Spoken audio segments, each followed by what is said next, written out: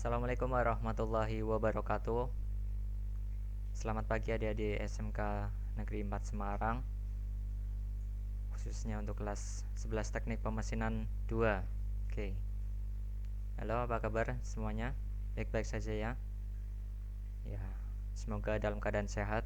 Amin. Alhamdulillah cuacanya sekarang sedikit mendung dan adem ya untuk belajar ya. Bisa semangat untuk belajar. Baik. Untuk menambah semangat, kita jargon SMK Negeri 4 Semarang dulu ya. SMK 4 Jaya, SMK 4 ukir prestasi tiada henti. Vokasi kuat menguatkan Indonesia. Baik. Sangat luar biasa SMK Negeri 4 Semarang ini. Baik. Untuk materinya kita akan melanjutkan tentang alat potong mesin bubut, yang diantaranya untuk kompetensi dasar 3.6 memahami alat potong mesin bubut dan indikator pencapaian sebagai berikut. Kemudian tujuan pembelajarannya.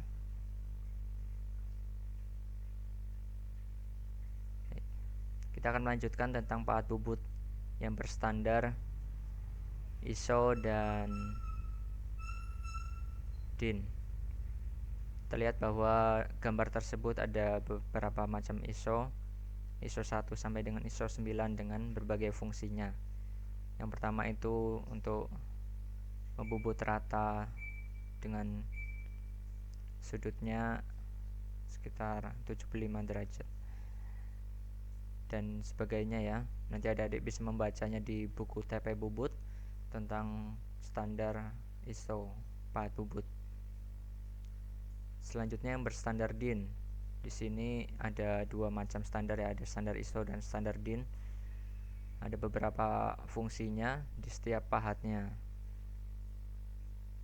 seperti pada gambar ya. Nanti adik-adik bisa membacanya juga di buku TP Bubutnya. Kemudian macam-macam pahat bubut sisipan. Nah, selain ada pahat bubut yang langsung dengan bahan pahat tersebut, di sini ada pahat bubut yang hanya sisipan, yaitu pahat bubut yang disisipkan pada ujung tangkainya. Tangkainya bisa berbeda bahan dari pahat tersebut. Ada beberapa macamnya. Yang pertama, pahat bubut sisipan yang dengan pengikatannya di bracing atau ditempelkan pada ujung tangkai pahat tersebut, yang dapat kita gunakan untuk membubut dengan berbagai macam bentuknya ya, seperti pada gambar. Selanjutnya, pahat bubut sisipan dengan pengikatan di klem ataupun di baut.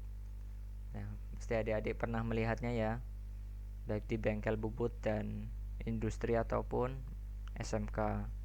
Jadi adik-adik menjumpai pahat bubut seperti ini.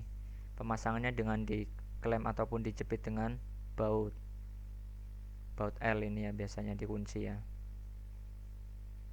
Yang pertama ini ada pahat bubut yang digunakan untuk bubut permukaan bagian luar. Yang kedua ini ada permukaan dalam atau bubut dalam. Selanjutnya untuk geometris pahat bubut ini. Untuk geometris pahat bubut sudah ada standarnya dan kegunaan dari macam-macam geometris ini ada banyak ya, bisa ada dipahami. Yang pertama ada ini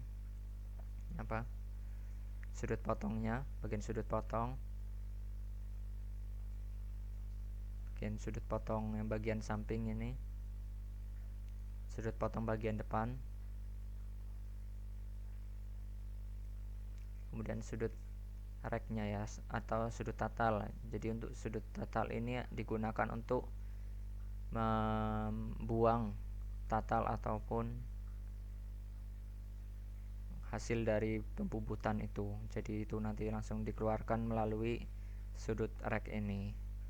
Kemudian ada sudut bebas bagian samping. Sudut bebas ini gunakan untuk supaya pahat bubut tersebut tidak bersentuhan langsung dengan benda kerja, supaya perkenaan dari pemakanan bubut tersebut hanya terpusat pada nosnya ataupun ini ya, ujung dari pahat bubut tersebut, sehingga pemakanan dari pahat bubut tersebut rata dan tidak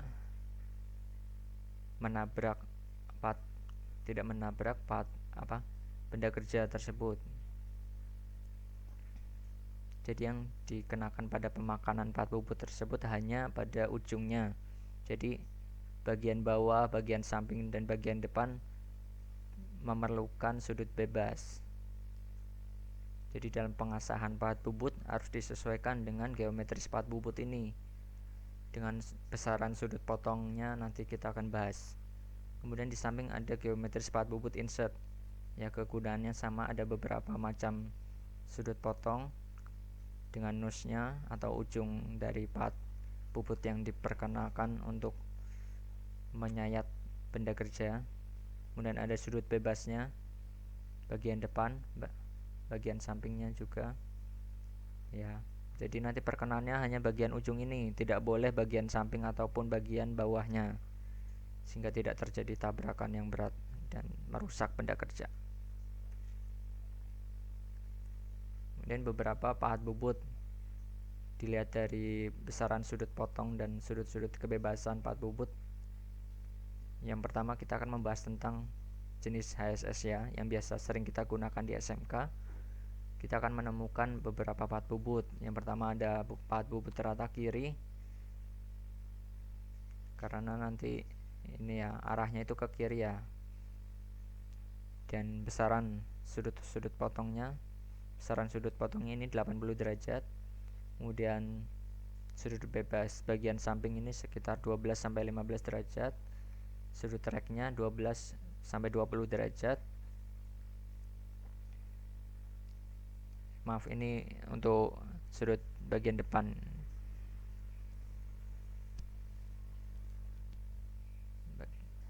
Kemudian ini sudut bagian depannya ya, 8 derajat, 10 sampai 10 derajat. Kemudian ini sudut bagian sampingnya terlihat ya, kemiringan dari ujung sampai bawah 10 derajat sampai 13 derajat. Selanjutnya untuk bubut rata kanan, ini sama dengan rata kiri, cuma arah dari pemakanannya itu ya ke kanan gitu. Dan ada pahat bubut muka. Nah, di sini sedikit berbeda, yaitu sudut potongnya adalah 55 derajat. Jadi perkenaan dari mukanya nanti pemasangannya tidak lurus dengan permukaan benda kerja ya, namun perkenaannya hanya bagian muka. Jadi dibuat miring seperti ini, sekitar 55 derajat.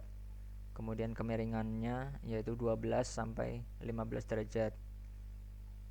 Kemudian sudut totalnya 12 sampai 20 derajat, dan sudut bebas bagian depannya 10 derajat sampai 13 derajat. Kemudian sudut bagian sampingnya ini 8 derajat sampai 10 derajat.